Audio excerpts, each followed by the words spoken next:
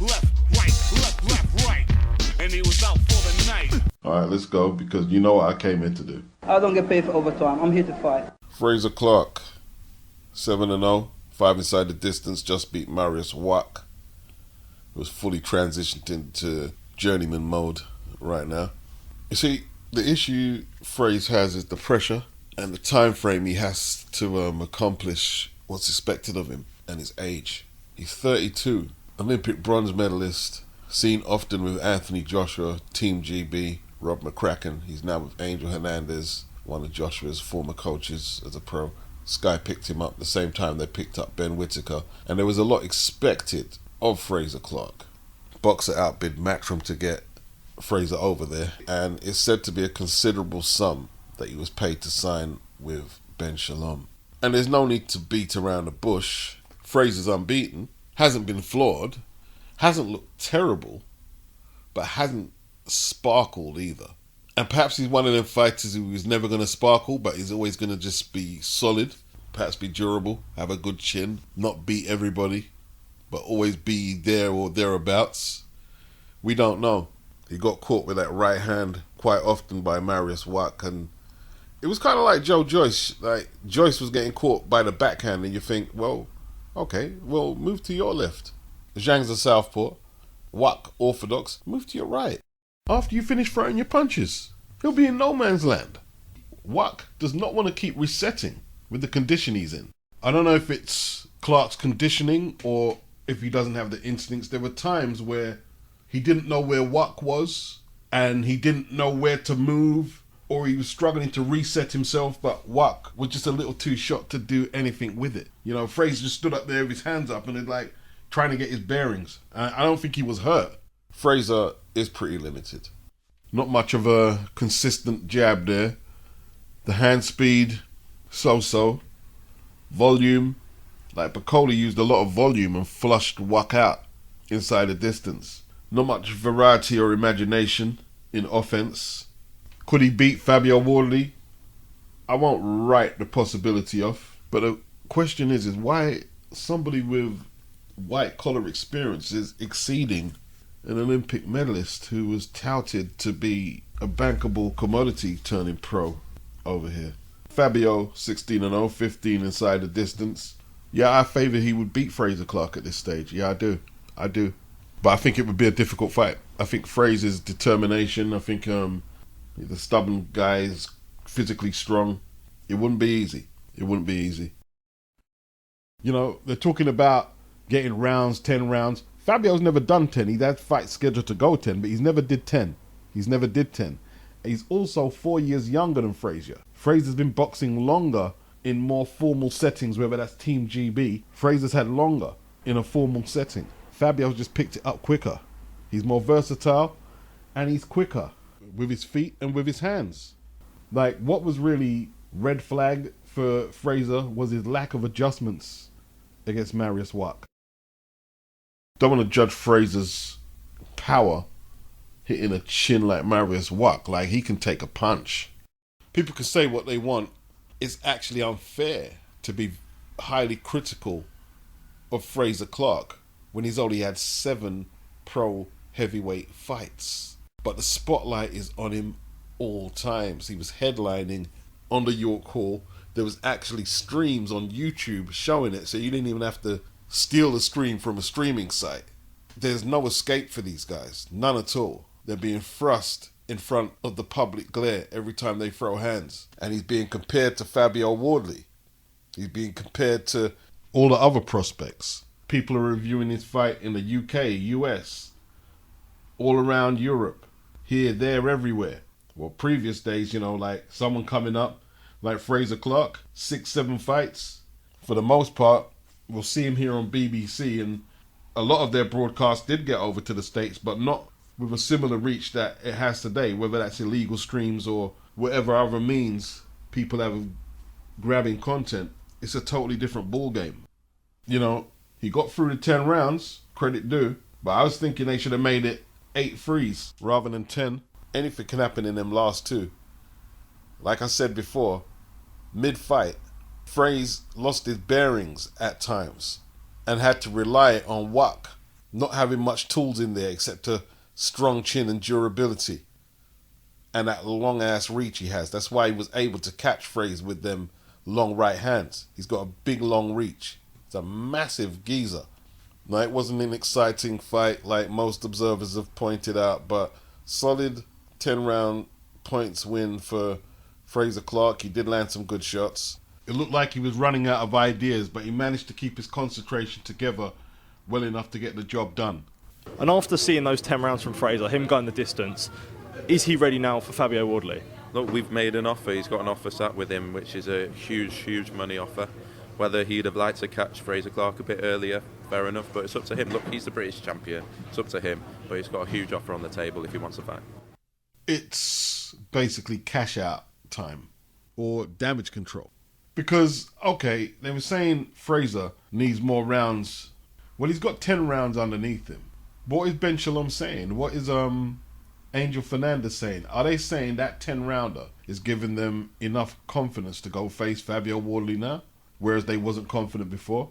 If they wasn't confident in him to go into a Wardley fight last month, what was so wow factor about the Mariusz Wach victory that you're willing to go for it now? What, because he done 10 rounds?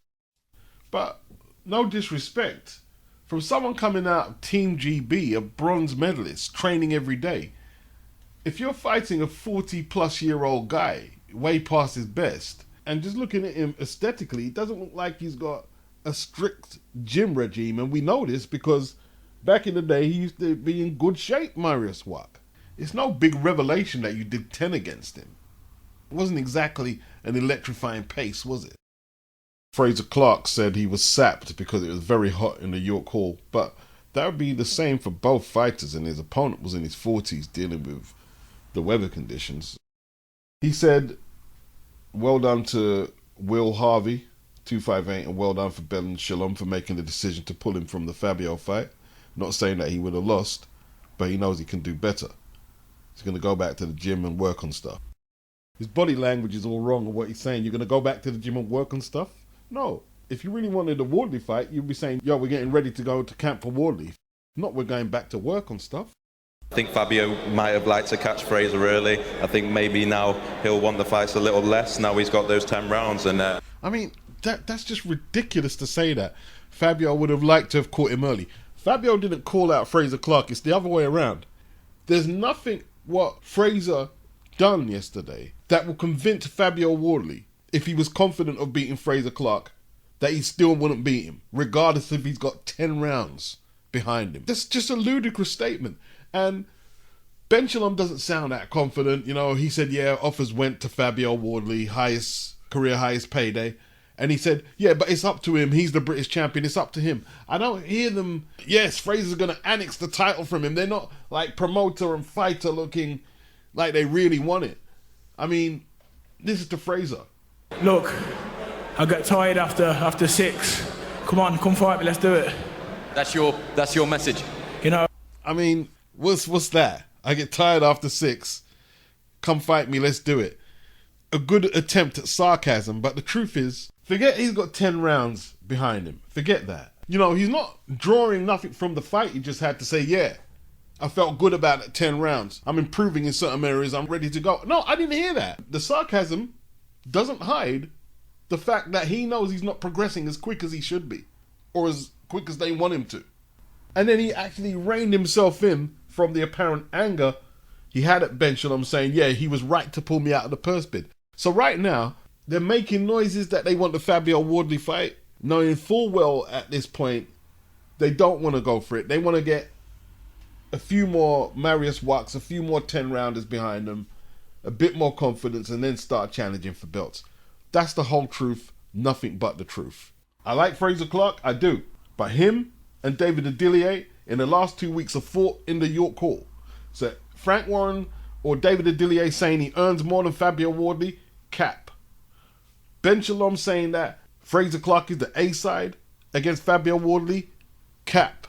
You've both performed at the York Hall, 1,000 plus capacity small hall venue, and neither have shined. And they've both been calling out Fabio Wardley in recent times because he's got white collar experience and should be easy to beat. David Adilier talking about he's going the Tyson Fury route. What does that mean exactly? You're just talking now.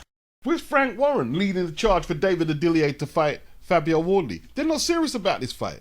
And neither is Ben Shalom. And I have to say, Frazer, you know what I mean? Like, just do what you're doing. Do what you're doing right now.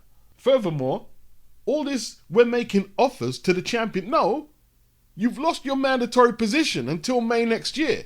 If you want to fight, you work under the champion's terms and who he fights for. If he says, okay, I'll take the money from you, one fight deal, no rematch clause, you can't start making conditions that you want options on the champion, especially after you pulled out the purse bid last month. Doesn't make sense no more. You know, Fabio didn't seem too keen to go over to Sky. Maybe if they offer him a huge bag, that might change his mind. But the position that Ben Shalom and Frazer Clarke are in, making offers, in my opinion, just makes it, you don't want the fight. You don't want the fight. If you wanted the fight, you would succumb to the demands of the champion. You say, we would do anything to make the fight. You wouldn't be saying, yeah, we made the offer. Where did that get you last time? Now, if I'm wrong, I will clean it up. But Ben Shalom has 2 years left on that Sky contract. 2 years. Time is running out. The only fights that have peaked the radar is Khan versus Brook and Liam Smith versus Chris Eubank. I think I bought both of them pay-per-views. But there hasn't been much else apart from that. Like Natasha Jonas, since she's left Matchroom, she turned down the Terry Harper fight because apparently either Ben or Joe Gallagher don't like Eddie Hearn. Like, pathetic. Absolutely pathetic. Like, I don't know what she's doing. Like, they were supposed to get her a fight with Clarissa Shields. Lawrence Okole's 2 fights have been an absolute disaster on there. And Ben Shalom's got Lawrence Okole waiting for his rematch. And Ben's got to do a rebuilding job. He couldn't secure Liam Smith that Eubank rematch. Eddie Hearn has just confirmed that a deal for Conor Benn to face Chris Eubank has been agreed. Full interview on the way from IFL TV. There's reports coming out that Eubank Ben has been agreed. Can you shed any light on that? It's pretty much agreed, really. It's not done because we haven't signed contracts. It's more about the location. There's a lot happening behind the scenes. But we want to do this fight in the UK, but we won't know that for a couple of weeks. So it's not going to be a problem making the fight because there's a lot of money in the fight. But it's just a case of where that fight will take place. Like, Ben's putting on Dan Aziz against Joshua Boatzy. Good fight. 2 London lads, South London, man. They're putting the fight on in Brighton. I don't get that. Okay, it might be a bit ambitious to put them in an O2. Yeah? But the Copper Box, what's that, 6,000 people? That's doable. The Wembley Arena, that splits up into sections. Sonny Edwards fought there. But he fought in a section of Wembley Arena. You could have put it in Wembley Arena or the Copper Box. Don't tell me either one wouldn't be available. He has a plan to put it in Brighton. I mean, everyone's laughing at the post-fight interview for Frazer versus Mariusz Wach with Ben Shalom. They're laughing. Not so much at Frazer Clarke, although he did make Frazer look a little less than impressive. And here's the thing, like, Frazer says it doesn't bother him, but the last thing Frazer needs is his promoter to be making decisions that possibly make Frazer doubt himself, make decisions that will not instill him with confidence. That's the last thing he needs. The pros is hard enough as it is. It looks like David Benavidez is out of the runnings right now. They're looking at JERMALL Charlo, who's been inactive for nearly 2 years. What am I talking about? It's over 2 years now. It's over 2 years. He is still the WBC champion. He could jump up to 168 to challenge CANELO, or CANELO could jump up to a catch weight and challenge the WBC cruiserweight champion, BADOU Jack. Now that will obviously be a skills challenge situation over there in Saudi Arabia. I don't like the catch weight, but nothing to do with me. Business is business. I'm not giving JERMALL Charlo an out that, oh, well, he's inactive. He needs a tune-up. No, he's made himself inactive. Give up the belt, man. I feel more sorry for Carlos Adames than this guy who's been inactive and he's still in the runnings to get a huge purse and opportunity against CANELO at 168 for all 4 straps.